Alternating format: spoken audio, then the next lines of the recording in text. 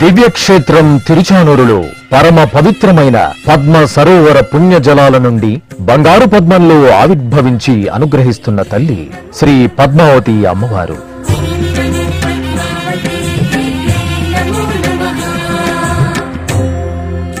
శ్రీనివాసుని పట్టపురాణి అలమేలు మంగమ్మకు పాంచరాత్ర ఆగమ శాస్త్ర రీతిగా స్వతంత్ర వీరలక్ష్మి ఆరాధన పేరుతో నిత్యోత్సవాలు, వారోత్సవాలు, సంవత్సరోత్సవాలు ఘనంగా జరుగుతాయి. వాటన్నింటిలో మగుటాయమానం 10 రోజుల పాటు జరిగే కార్తీక బ్రహ్మోత్సవాలు.